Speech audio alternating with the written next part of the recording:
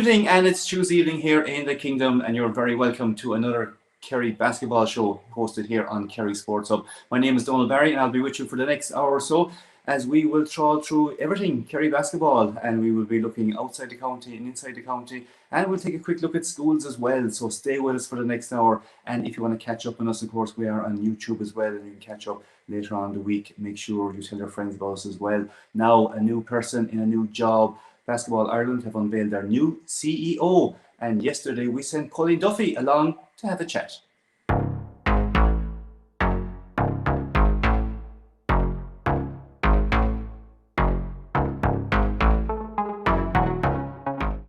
Thanks, Donald. Well, I'm delighted to be joined by the new Basketball Ireland CEO, John Feehan. And John, an exciting time for basketball, and certainly an exciting time for yourself too. I'm sure you're thrilled to be taking on such a prestigious role in Irish sport. Absolutely. Really looking forward to the challenge. It's going to be a fantastic journey, I think. Obviously, as you know, I've been involved in sport for some time, for over 20 years, and I have a fairly deep understanding of how sports work and the administration side of it, and how that needs to work to make the sports thrive. But really looking forward to it. It's going to be a great journey, I think. And you mentioned there your deep love and involvement in sport. I suppose many people will know you associated with rugby in the past through the British and Irish lines, to the Pro 12, now the URC. But a lot of that correlates to what you'll be doing with Basketball Ireland as well. And obviously, since 2018, when you stepped away from that role, you've been involved in sports consultancy too. So you're very much at the forefront of Irish sport. And I know also you've a bit of a graw for basketball. People might know as much maybe about your basketball connections. Yeah, I mean, I've always enjoyed basketball. It's one of those things that, it's obviously I was very involved in rugby, so, it wouldn't have been a public thing, but, it's one of those things where you really enjoy a sport and you enjoy it from the sidelines. And indeed, much of the public enjoy any sport that way. They just enjoy watching it and consuming it. They have an involvement through their television or through their streaming or whatever way it is, but they are real active fans, but they just keep a low profile, and that's the way they do it. But I suppose that's the way it was for me in basketball. Yeah, and obviously being from Dublin as well, and Dublin an epicenter, one of the many epicenters, I suppose, in some respects. I know that maybe doesn't make sense to say there's so many epicenters, but there's so many pockets, I suppose, of basketball across Ireland. And you would have been at games probably in Killester or other places across the capital as well, I'm sure. Yeah. I mean, that's really one of the great strengths of the sport, is that it really is genuinely pan-Ireland. It's everywhere in Ireland. And indeed, you said yourself about Kerry and the great teams down there.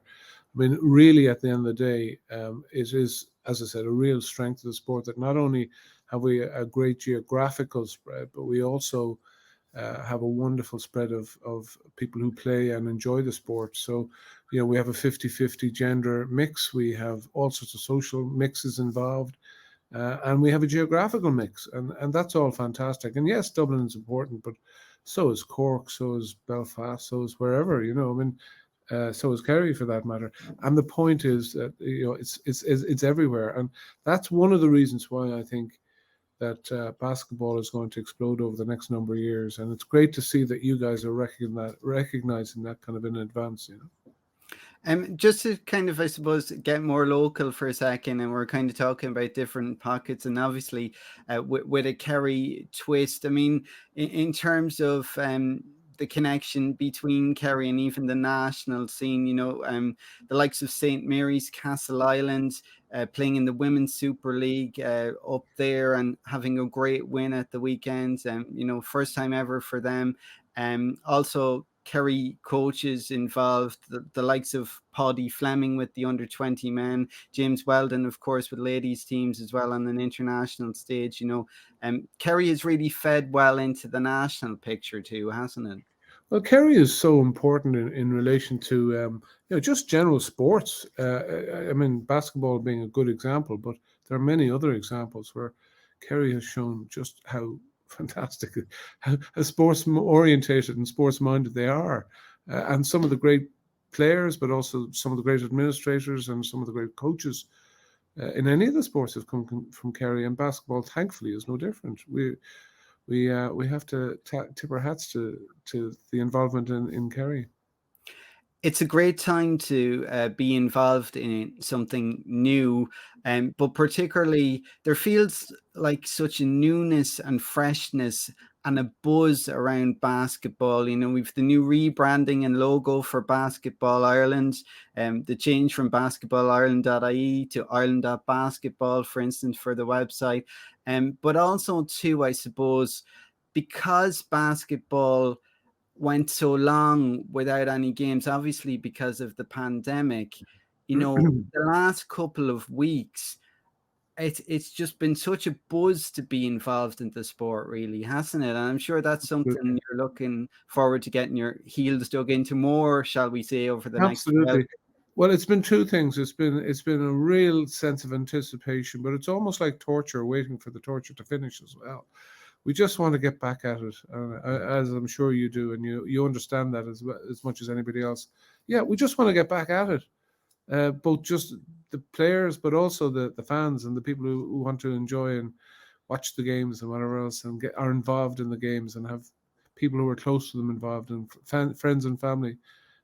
So yeah, and all the administrators and coaches and people who run the clubs and all the rest of it. Everybody just wants to get back at it as quickly as possible.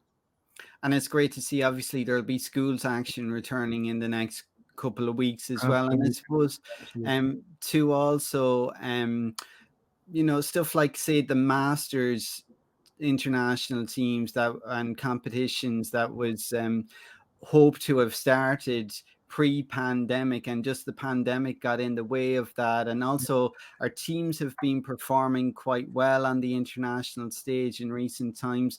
We've also hosted some major competitions, like the under-20s for small countries here in the last couple of years too. I know I was involved in helping out with that. You know, it's there's a real buzz, and there's on the cusp of something really major happening for basketball. Absolutely, and the Masters 40 plus, of course, as well. You know, so I mean, there literally is a place for everybody in the sport, and that's one of the wonderful things about it. Not only is it open to everybody, but there is a place for you, no matter what you do, no matter what level you play at. There's something there for everybody, and I agree with you. I think the sport is ready to explode, not just in terms of the playing numbers and all that, but also in terms of the public psyche about basketball as a sport and its importance within Irish society. You know. Going back into the past for yourself, was basketball something you ever played during your teenage years? Are we likely to see you on that Masters team, perhaps? I don't think so. I've just had my knee redone, so I think that'll curtail my activities for a short while. But leaving that aside, listen, I played a little bit of fun basketball when I was younger, but that I wouldn't try and claim any particular brilliance or any particular expertise. But I enjoy it, and I can continue to enjoy it, and I'll enjoy it even more when I make it more successful. 4 weeks or so till you're officially in the role, but I'm sure the changeover somewhat has started already. Of course, yeah. I mean, you know, you have a technical starting date and a real starting date, and I suppose in some ways the real starting date actually started as soon as they told me I was fortunate enough to get the position. And just very finally, kind of your hopes, I suppose, for the initial period. Obviously, you know, the number of players continues to grow. I suppose to help clubs stay on a solid basis and keep on a solid basis after what has been a testing 18 months to 2 years across the sport. Yeah, I mean, I have some great ambitions for the sport, and they'll break down into different time frames depending on what they are, if you like. But certainly, the first thing I want to do really is to get to know the staff really well and work with them. And then obviously get out to all the real stakeholders, which would be everybody from the volunteers to the clubs to players to the media to sponsors so there's a whole government, there's a whole heap of different stakeholders I need to start communicating with. And you can't really make any plans until you've had a chance to talk to people first. So that's really the first priority as far as I'm concerned. And of course, very finally, you mentioned within that sponsors, and of course with InsureMyVan.ie on board, InsureMyHouse.ie, MissQuote.ie, it's a big mouthful. And then of course, Pinergy with the schools as well. It's great to see that side of things flourishing too. Yeah, and I'm sure there's we're delighted with these new sponsors, by the way, and it's fantastic to have them on board. And we really look forward to working with them. I mean, the good thing about a good sponsor is, they obviously help with the funds, but you want them to get actively engaged as well, and that's an important part of it. But also, I think we can put commercial programs together overall for the sport that will probably hugely benefit it in the longer term. So that's a sort of slightly longer term project, but it's one that's so important because every sport, whether it's amateur or professional or a mix, needs to have a good funding model, and we need to make sure that's put in place. Well, it certainly does. I can hear the notifications pinging in the background. You have a busy day, a lot of people very interested to talk to you, and why not? We look forward to talking to you again, John. Thanks so much, John Feehan. Thanks very much, Colin. CEO. Thank you, John. Very much. Much appreciated. And thanks very much. That's Colleen Duffy there finishing that interview there for us on the Kerry Basketball Show. Delighted, absolutely delighted to have one of the very first interviews with the new CEO of Basketball Ireland, and we certainly wish them the very best of luck in their new role. Now let's get back to local action, and it's been certainly a busy 2 weeks for all the Kerry clubs involved in the InsureMyVan.ie men's leagues and the MissQuote.ie women's leagues, of which we have 5 teams competing. Now the very first game was the biggest game of them all, was the Kerry Derby. It was Killorglin versus Tralee, and we went along to sample some of the action as we report from the very first game of the very first weekend. After 18 months of waiting for one of the biggest derbies in Kerry basketball, Killorglin finally got to make the trip to the complex on the first round of the InsureMyVan.ie Superleague. Tralee, of course, hosting as they always host, with plenty entertainment, plenty noise, plenty action and plenty welcome. And there was a big welcome as well with a number of Killorglin fans that arrived. Also, there was a big welcome for Brendan Moore, who from Sportsfile took time out to capture a few shots off court, but all the action was on court, with Kieran Donaghy sitting it out on this occasion. But there was plenty of stars to be seen in the Tralee side as they welcome back Owen Quigley. The Tralee Warriors finally laid their season opening goes to rest with a 92-78 win over Killorglin. A big third quarter for the Warriors, along with a fine display of outside shooting, proved decisive as the home side managed to win the first game of the season since they joined the league in 2016. Nicola Rossi opened his and Warriors' account early in the first before adding another from inside, but Killorglin replied with huge 3 points from Simon Francis and a fine score from Alan Thomas. Roscoe and Aaron Claxted fired in to add to the Warriors' tally, but the impressive Francis pushed the visitors into the lead with 3 points when Owen Evans hit 2 from the outside line, and Killorglin was that late 17-3. A fine 3-pointer from Darragh O'Hanlon and another from the inside from Roscoe saw the Warriors level, and when Owen Quigley was in range and Daniel Jacobitis converted 2 from the line, the Warriors edged 21-20 to the break.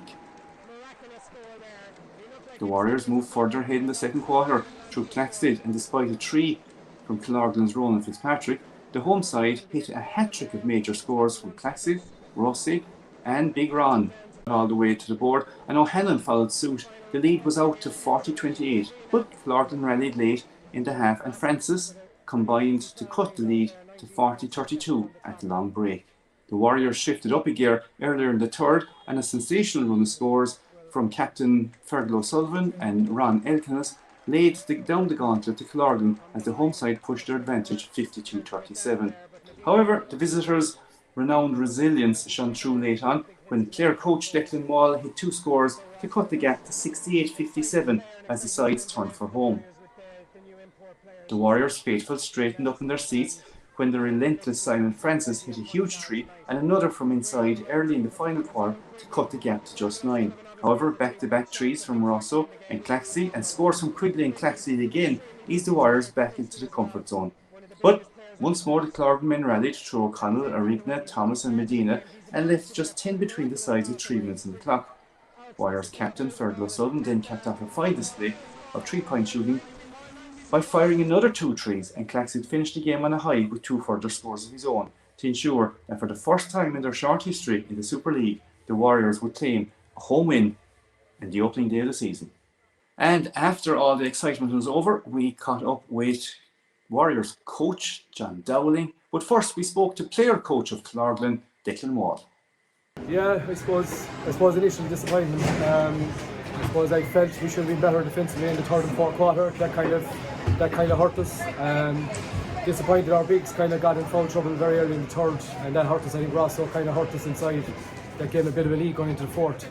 But on the positive side, I think we still never reached the 80-point mark. It's always hard to come to Tralee and get a win, as we all know every year. So yeah, we're going to probably initial talk. We are disappointed, but I suppose we get to work. We'll have to work defensively a bit more and stop the turnovers. And I think we'll be in every game going forward. I think we'll improve. And of course you're home next weekend. That's a big game now. Yeah, I suppose when the fixtures came out, it was Warriors away, it was Ballincollig at home. They're two of maybe the top sides in our conference. So that would be a benchmark for us and I told the guys that we've only maybe 3 or 4 weeks training together. So I think we'll get better as we go along. Again at home, we get a few in the door hopefully next week, get our home crowd going, and hopefully we can get that win to get over the line. You found a few baskets yourself?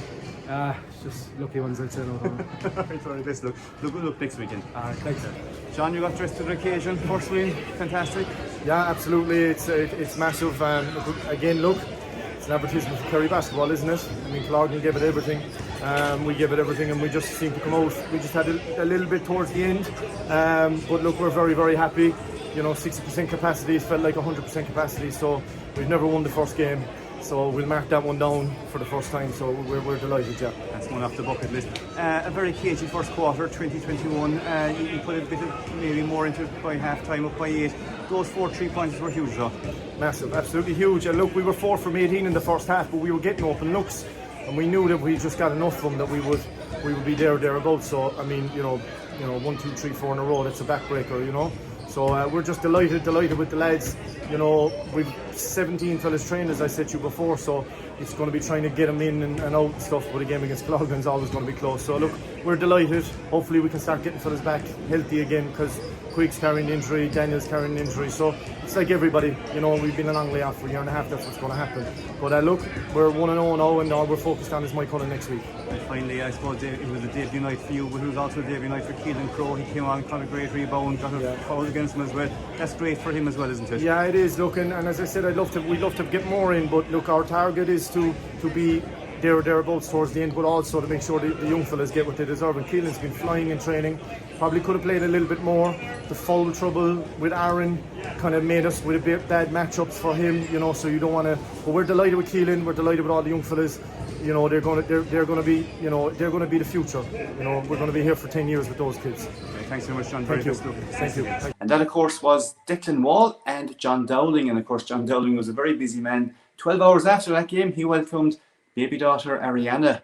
So Ariana is going to be certainly a big basketball star, hopefully in 16 or 18 years. Now, there was no rest for the wicked, because the Warriors were on the road up to Galway this weekend. And reporting now for us is Colin Duffy. Garvey's Tralee Warriors certainly the happier, making the long journey back from Galway on Sunday afternoon last, as despite missing a number of players, including the likes of Kieran Donaghy, who of course was in Gaelic football action, they claimed back-to-back victories, a tight encounter against Mike Cullen at the NUIG Sports Centre, where it finished in the Warriors' favour. Tralee Warriors 84, Mike Cullen 81, and Mike Cullen losing back-to-back games the Warriors with back-to-back wins.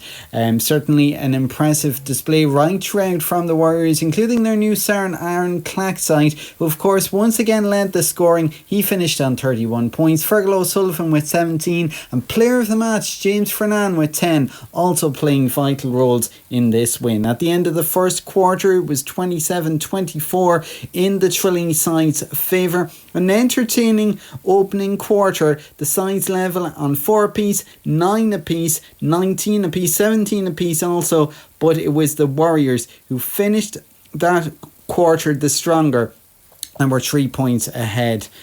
Heading into the second quarter, tit for tat again, but the Warriors with some fine free throw shots, pushing 33-25 ahead, including 2 3-pointers during that period, just 2.5 minutes into that second quarter played on the clock. American guard Clackside, as I mentioned, finishing with 31 points. Scores coming thick and fast in that second period. Niall Bree was among those, impressive for the Galwegians. But at the interval, it was Tralee who led 47-38. Some fine 3-point scoring, including one on the hooter, pushing them into a 9-point interval lead. Tralee again were impressive early on the restart, further extending their advantage, but Moycullen levelled 49 apiece, just 3 minutes and 7 seconds gone the clock in that third period after shooting one of their 2 free throws at that stage. Tralee though dug in and, well, went 55-51 ahead, but again a comeback from Moycullen to draw 56 all and 57 all. And at the end of the third quarter, it was the Warriors who led 71-64. The fourth quarter was certainly an entertaining one. Moycullen fighting right till the final whistle. Scores from Conor Curran, Cunningham and Olsen, reducing the deficit to just a single point with 45 seconds on the clock. But that's as close as Moycullen got. Aaron Cluckside drove and dished for a strong finish by his teammate to give them the cushion needed to see out a 3-point victory. It finished in the end in Galway, Tralee Warriors 84, Moycullen 81. And that, of course, was the action from a very, very tight game that Warriors won on the road. And, of course, we're very delighted with a very young team with them on the day as well. Now, afterwards, Alan Cantwell caught up and spoke to winning coach John Dowling and player of the game, Aaron Clackside. It was a good game. We had some guys down this week. But, you know, the young guys stepped up, James, Stephen, Paudie, everybody helped out on getting this win. Now we're just focused on our cup game against Ballincollen in a few weeks and next weekend. So we just need our guys to get healthy and get back there so that we can be a full team. Okay, it was a great game. Moycullen fought all the way. You know, they're a side with a huge tradition. And they're never going to go away. Even there, we went up maybe 10 or 11 at half time. They were always going to come back. But we're super proud of our underage system, and that really showed today. Missing a few guys, and you know, Stephen Bowler, Keelan Crowe. But for me, James Fernan, who has been coming along in training, didn't get minutes last week, probably hard done by. He stuck with it and he had an absolutely huge game. And you know, I'd like to tell him welcome to the Super League, because a massive game for us, and it gave us that lift that we needed. But look, you know, we're 2-0 now, and we've got a big test next week, Neptune, who had a good win over Mary. But look, we just got to get everyone back healthy and keep the thing rolling. So that's the Tralee Garvey Warriors making it 2 from 2. Meanwhile, Killorglin still searching for their first win as they faced Ballincollig last Saturday evening back in their complex in Killorglin. Now the Killorglin side stayed in the contest for most of it, all the way through actually, trailing at the half time 36-32, and they were still 5 short at the full time whistle, 69-64. Alan Thomas, of course, entertaining the crowd with a big 24, and Simon Francis again impressing with a 23. Killorglin, of course, will be delighted that 2 of the big teams that they have nailed on are out of their way, and there certainly is plenty to suggest that in the next couple of games they're going to pick up that win and a couple more with it as well. Declan Wall after the game was once again quite happy with the performance, but they just feel that they're just a couple of shots away from getting their first win, and hopefully that first win is just around the corner. Right, so that's Tralee Garvey Warriors, and 360 financial Killorglin sorted. But where did they feature in the league with all the other teams? Well, we're going to throw up the fixtures and the results there now, so we can have one quick look at them. Now, this weekend was round 2, of course. Neptune, big win over Marie, 92-78. There was wins as well for UCD Marion at home. That result there for Killorglin losing 64-69 against Ballincollig, quite credible result. There was a big win as well in the Dublin Derby, with Griffith College Temple winning 85-82 over DBS Éina. Killester finished up very tight with themselves in Belfast and went down to the wire. Belfast winning it 73-72. And of course, that game on Sunday, Cullen 81 and Tralee Garvey Warriors 84. And that's a big, big win for the Tralee Garvey Warriors, who are hugely under strength. So where are they out next weekend? We'll just throw up the quick fixtures of the InsureMyVan Superleague Division 3. Round 3 even at this stage. It's amazing that the league is beginning to tear away on us. It opens on Thursday night. Killester are at home to UCD Marion. On the Saturday, Ballincollig are facing Marie of Galway. Belfast are at home to Temple Old. DBS Éina have home advantage on the DCU Saints. And then it's Killorglin at home, hoping to break the duck against Cullen at 7:15 on Saturday evening, and there's certainly going to be a good crowd and good action there. And just 15 minutes later, home advantage as well for Tralee Garvey Warriors for their second game of the thing as they welcome Neptune.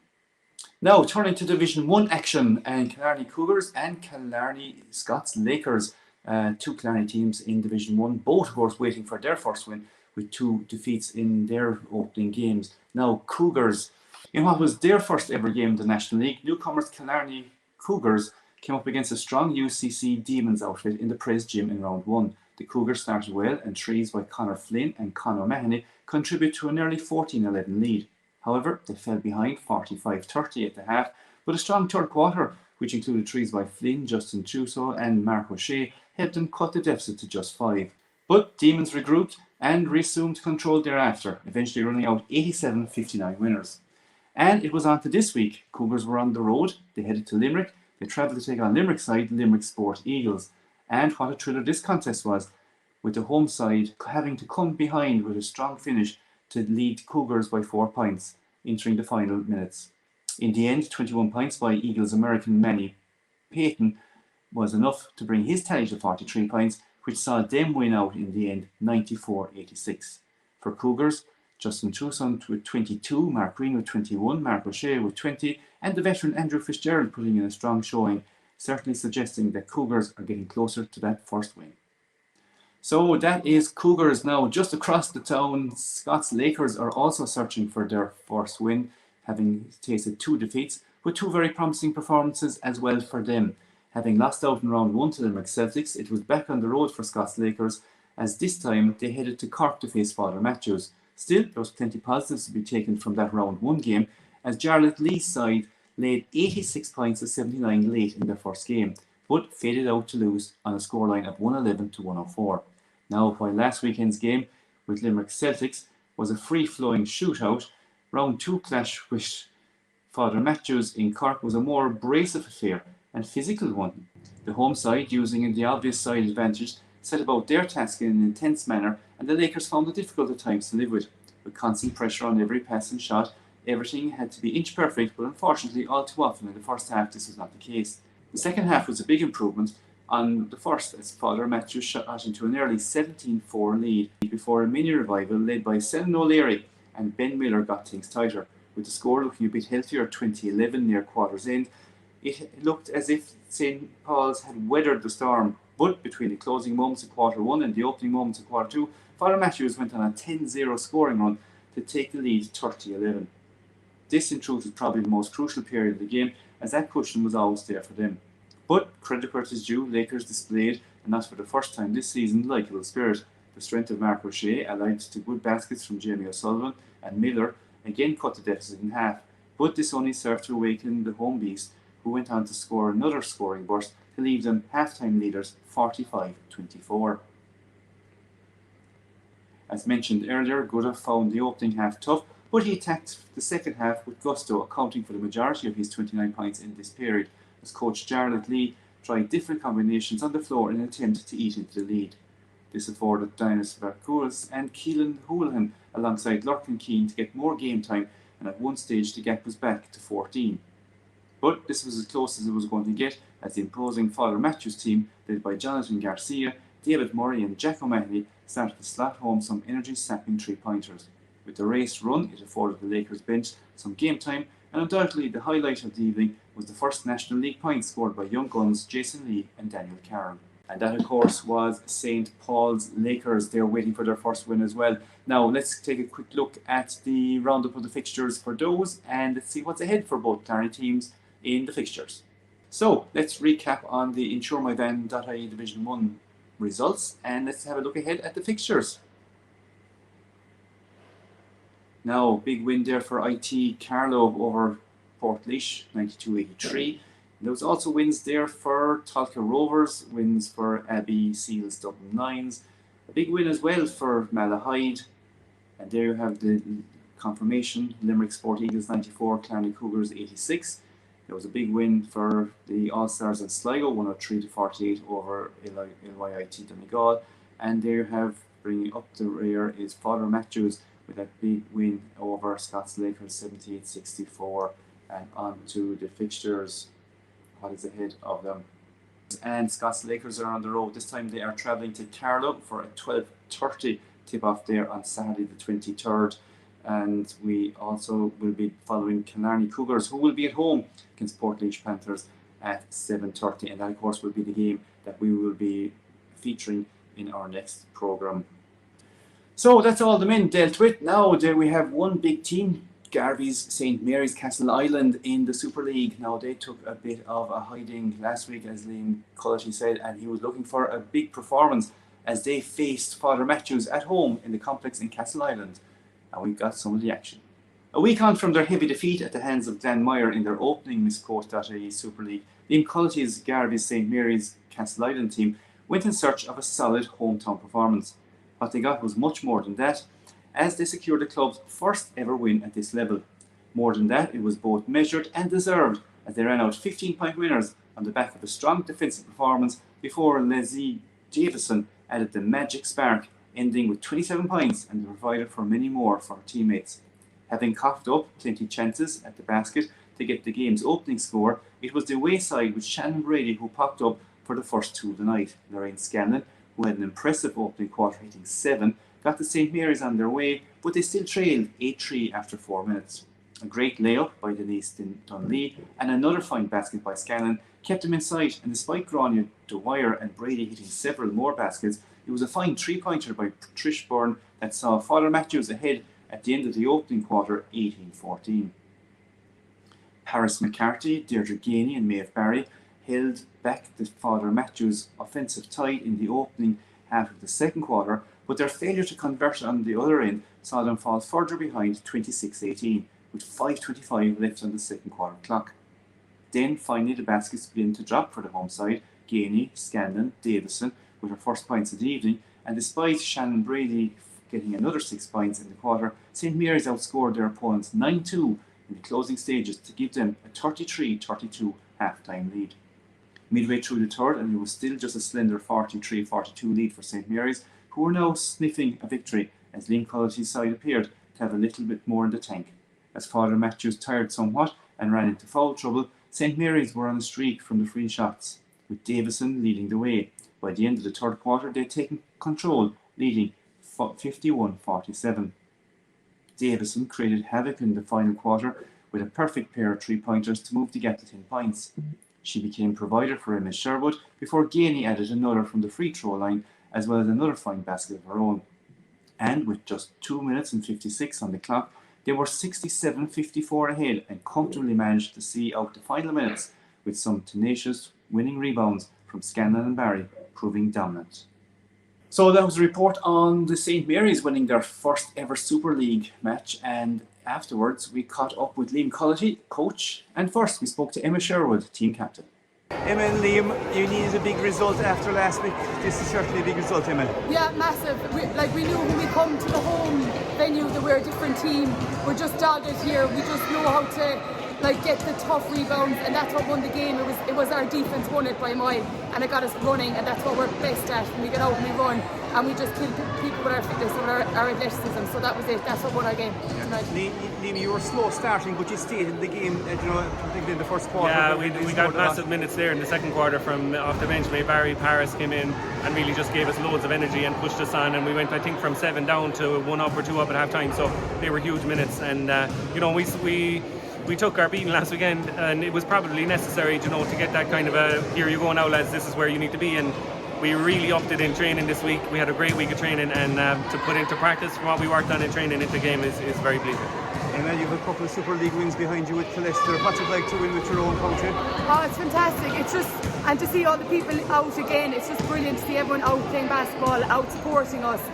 We're just so proud that we could come for our first game. We really wanted to have the first win at home, and we've got that. We just wanted it for supporters.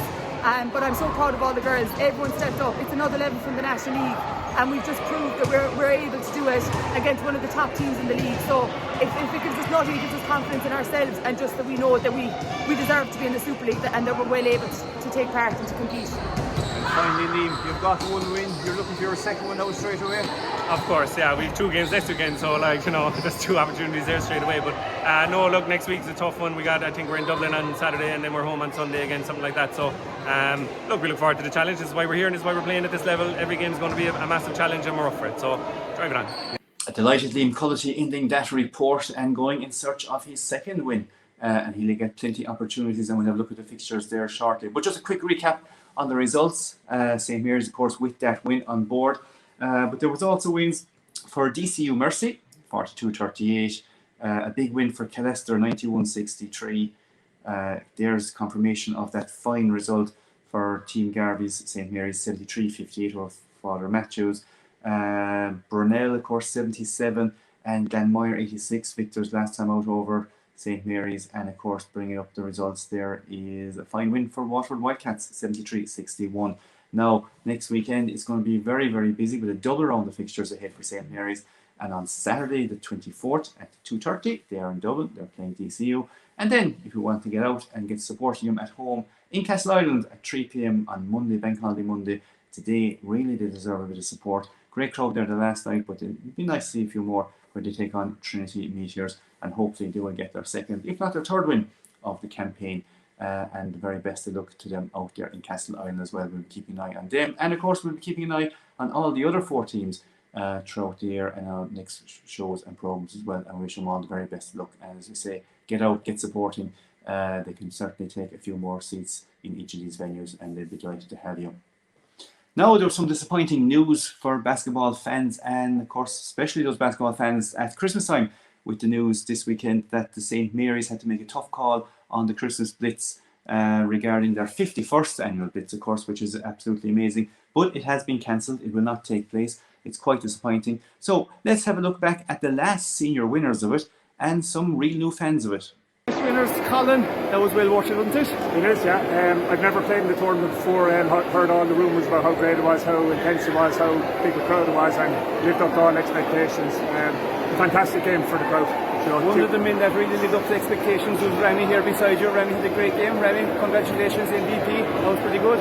Thank you so much. It was very fun to play in this tournament. I never played there before, like Colin, but it was a great team win, great coach. I'm just happy to be here and to win this tournament.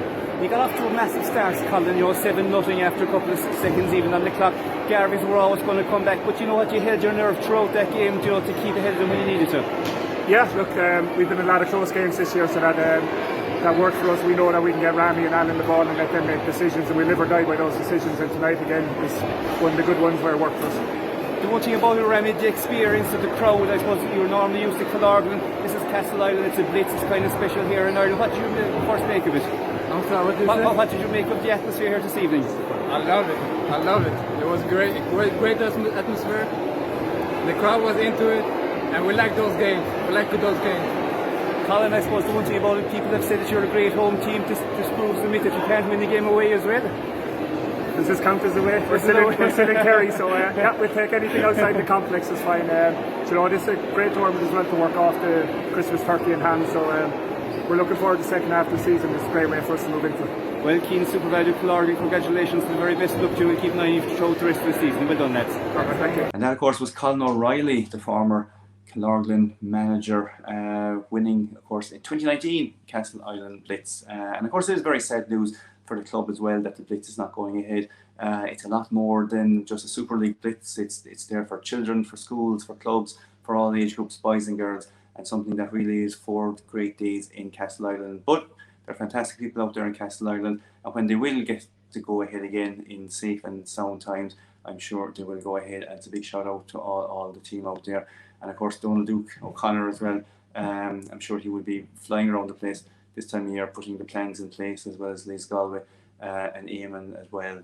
So we wish him all the very best of luck, and I'm sure that will come around again. Big disappointment, but sure, look, we have 4 days off at least this Christmas from basketball, and maybe sure you might catch up in a few extra shows or something like that, and keep an eye on us. So that's them, and the very best of them.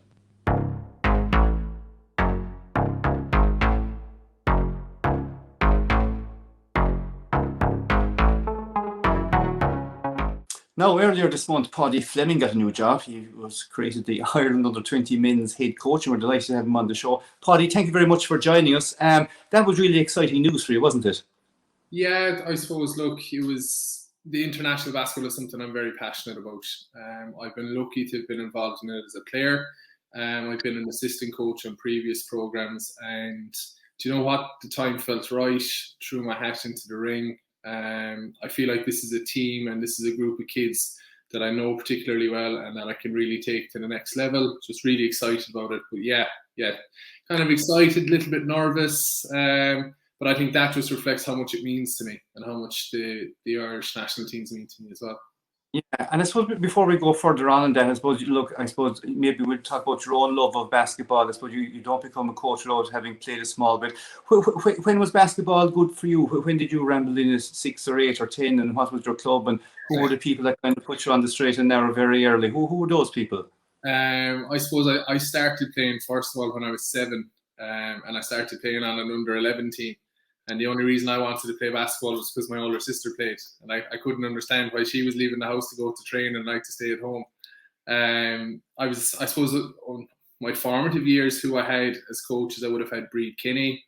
I would have had Tommy Dam O'Connor. And then for a good stretch, I would have had Dinny Porter as well. And I would have had Morris Casey kind of towards my mid to later teens in schools basketball and in clubs basketball. So St. Mary's Castleisland would be my club. I've been a member, since I was 7. I've played the whole way up. I played Division 1 National League with them. I suppose my career was kind of cut short through injuries and stuff, really, that old tale that everyone kind of seems to have a story about at times. I had a number of knee injuries when I was younger coming up. And I suppose, being honest about it, I feel like I never reached my potential fully as a result. And I got into coaching at a young age. Just loved the game, just stayed involved. After playing, coached a number of teams with Castleisland, from under 12 boys up to county league men and 18s, 16s, 14s, everything in between. So yeah, I suppose that's where my love for the game really grew, was through the club in Castleisland, and they really fostered that. And I was lucky as well when we were in school. We actually won quite a number we won first year B All Ireland.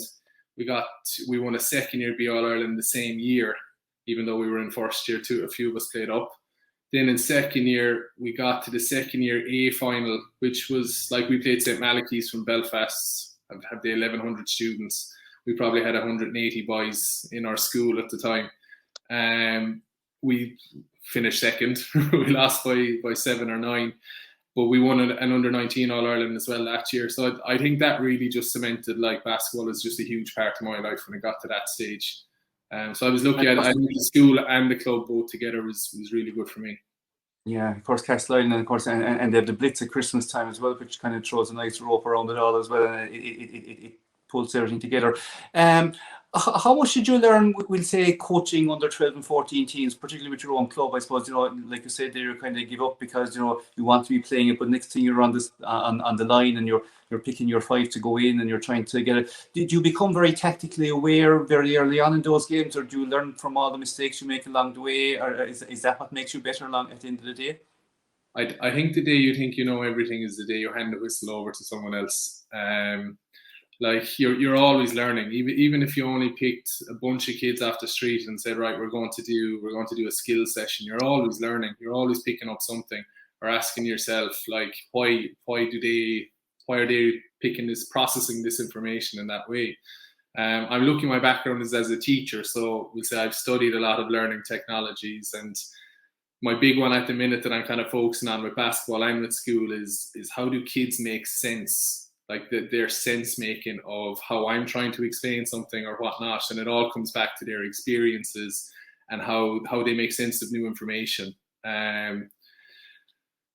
I found when I actually first went coaching, I took the older age group, so you're talking like a lot of X's and O's, a lot of set plays and whatnot. But when you actually go to the younger age groups, I actually found it a little bit harder, because you had to go down. You might be talking to a kid that has played very, very little basketball before, and you're coming from a sphere where you've played an awful lot, and you like, why do you do something? Well, that's the way you always do it. You have to go past that, and you have to really be able to break it down why, and explain the why for kids. And I'd be a big advocate for having your best coaches at the younger age groups, at that, particularly that 12 and 14 age group. I probably had my most enjoyable year coaching under 12 basketball. I did it in 2017-18. It was the year before I went to Australia, and I just loved it. Like, they were just a great group of kids. They hang on every word you say. They listen to everything you're saying. They really try to replicate it in training and games. And here you are now with Ireland under 20 men's head coach. Fast forward a small bit. I suppose the game doesn't change. It's the same game that you played under 12. I suppose the tactics are probably a little bit more. What does Ireland at under 20 level mean? We'll say in the world, we can probably equate where the soccer team is. We can equate where the rugby team is. Where's Ireland's basketball? Where if you have to put a bar chart on to go down to Castleisland tonight and say, listen, we're not as good as this team, but we're as good as this, and we're aspiring to get to where? Where are we in that circle, Paudie? So we play in the B division of the European Championships. So you're talking about 18 to 20 teams would be in that.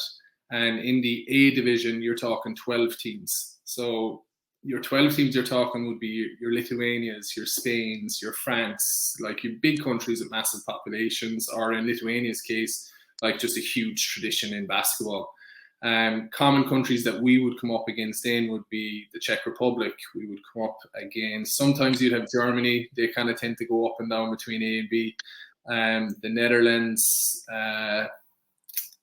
Macedonia, yeah, like that kind of, I suppose we're in that second tier, hoping to get to that first tier.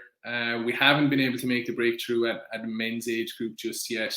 But I suppose I'm really excited for the group of players that are coming up, particularly over the last number of years. Now, COVID's thrown a big spanner in the works because some of these players missed the under 18 age group. But look, I think long term, I think the men's team is going to follow the lead that the 18s and 20s women have set previously, and I'd hope that we'd be reaching that level where we're playing in the A division in the not too distant future. Mm-hmm. And of course, I suppose you're going to have trials, and I suppose you're on the lookout for players, and players get selected. We won't mention this because you I suppose with the Super League and the National League, there's an awful lot of young players out there playing, and particularly in this county at the moment, we have 4 men's teams playing, and there's an awful lot of under 20s, dare I say, probably playing with those teams as well.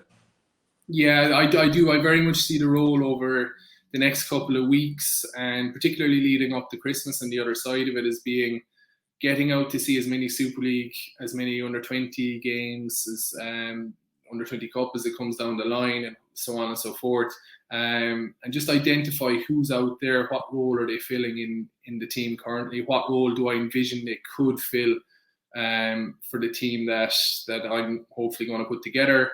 What is that team going to look like? What's out there? Are kids getting better? Are they dedicated to, like, are they playing for them? Or are they playing for their teammates? You know, you're weighing up all sorts of things, but definitely I think it's getting out on the ground, watching games, and just trying to see as many guys as I can, because you want to give kids a fair shake as well. And I think that's really important, is that everyone has felt they've had the opportunity to be assessed in a fair way. Sometimes they might see me, I might come up and say hi. Sometimes they mightn't even know I'm in the gym. But that would what I'd see about identifying players, I suppose, in the first couple of months. Was like all good managers and selectors, once you have them on the paper, what's the process? Do they meet up in central areas? Do they train? I suppose COVID kind of has kicked everything, but we are getting back slowly to kind of a little bit of normality. What's the training regime as such, and what championships would you be looking to compete in, or what championships do you compete in? Yeah, so this July coming, we're going to be taking part in the European Championships in Tbilisi in Georgia. So that's our goal. I think it's the 15th to the 24th are the dates. We're kind of working backwards. I'm just waiting for the Basketball Ireland's calendar to be released so I can lock in my training dates and my talent identification sessions. Generally, I suppose, just from I've spoken to other coaches that have taken this role previously, just to get like what worked for them, what didn't work for them. I suppose traditionally I look at where the players are based and I try to base our training around that. Because I think it's fair to them. Look, a lot of them are going to be playing Superleague possibly on Saturday night. If we train on a Sunday, then I think it's important that we're close by, because these kids are going to be in college. They're going to have other commitments too, and I think we have to take a big picture view as well at the commitment they're making. I would see it then a couple of weeks out, maybe 5, 6, 7 weeks out, that things are pretty almost mid to full time, if you want to look at it in that sense, where we're really ramping up preparation in June and May and the end of April. It's very much, it's different to the 16s and 18s. 16s and 18s is a lot of player development. It's a lot of embedding kids into the program, but 20s is like a lot of kids, they are who they are at that stage. Like I see my main role as, number one, I want to get as many of these players, I want to make them able to play senior international basketball. That's my number one goal. The second thing, which is pretty close to it, is I need to make sure they're prepared to compete this July at the European Championships. And I suppose I'm still weighing up, even talking to a few coaches, prospective coaches I'm looking at the minute, is how do we best do that? Don't have the answers yet, but I suppose that's where my thinking's at. Well, I suppose at least you're asking the right questions. You can fill in the blanks as you go along. Look, Paudie, it was great to have you. We wish you the very best of luck. It's always great to see kind of a Kerry man leading the way. Obviously, you'll be remembered in Castleisland for your 12s coaching anyway. I was told that you were very successful under 12s coach. So if you're as successful as your 12s as you will be at your under 20s, you'll go a long way. And we might check in maybe closer at the back end of the year as well. And wish you the very best of luck. And you never know, we might have a Kerry player or two snuck in there somewhere as well once they get back or get playing it a whole lot. But we wish you the very best of luck, Paudie, and thank you very much for joining us this evening. Donald, thanks a million. Really appreciate being on, and best of luck with the new show. I think it's great. The more publicity we have for Kerry basketball, it's on the real crest of a wave, and it's brilliant to see. So fair play to you and everyone involved. Thank you. Thanks so much, Paudie. And that, of course, was Paudie Fleming that we spoke to earlier in the week, and we wish him the very, very best. And look, of course, Paudie will have one eye, if not both eyes, maybe on the schools competitions as well. Certainly coming out of Castleisland, where there's massive pedigree over there in St. Pat's Secondary School. Now they're all off and running again because the draws have been made for the under 16 and under 19 competitions, and we'll go through the ones that affect the Kerry teams. So let's take a look at the under 16 boys in round 1. St. Patrick's Secondary School, Castleisland. They're at home to Skullfobble Slieve Luca Rathmore.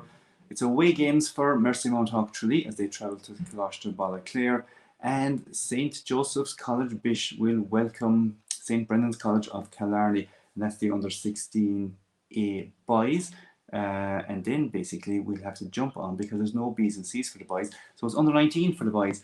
Now it's amazing to think that 4 of the 16 teams in the A division are from Kerry, so I expect some really top quality matches here. Mercy Mount Hawk have home advantage on Skullfobble Slieve Luca. St. Brendan's College have home advantage on St. Joseph's the Bishop Galway.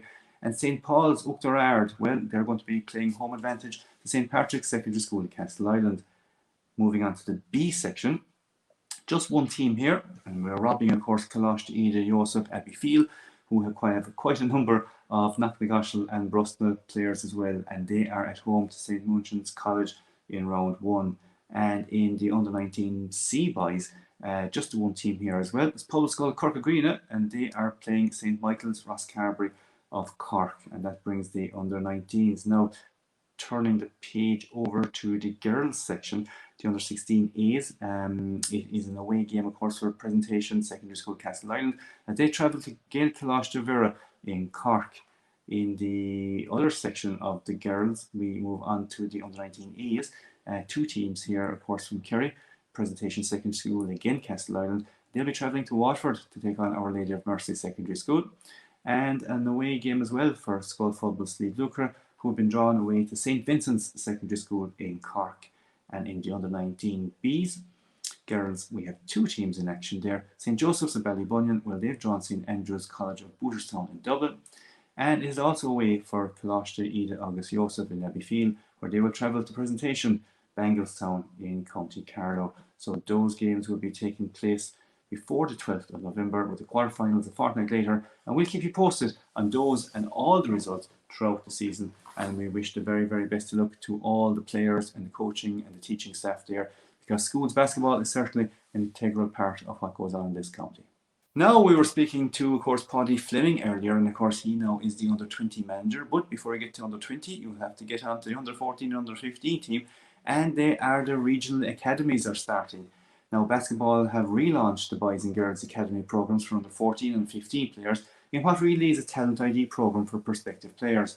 The Kerry program will take place at the MTU campus in Tralee on the 26th of October, which is next week, next Tuesday, of course, so and from between 4 and 7. Now, the under 14 regional academies are for players who were born in 2008 and 2009.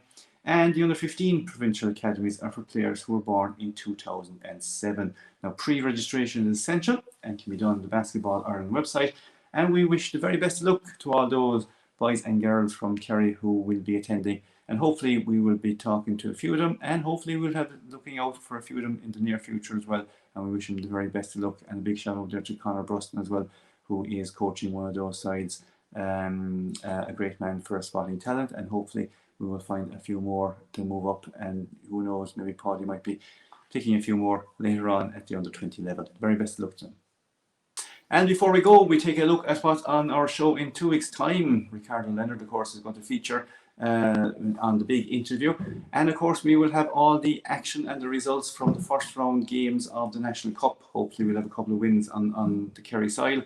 And of course, we will keep you up to date on the various schools, because their results will be coming in. And of course, we're keeping an eye on the league and the results coming in there as well. And of course, if you've got a story there first or anything in the meantime, drop us a line, of course. We would be delighted to see you. But for tonight, thanks for listening, and we'll see you in 2 weeks' time.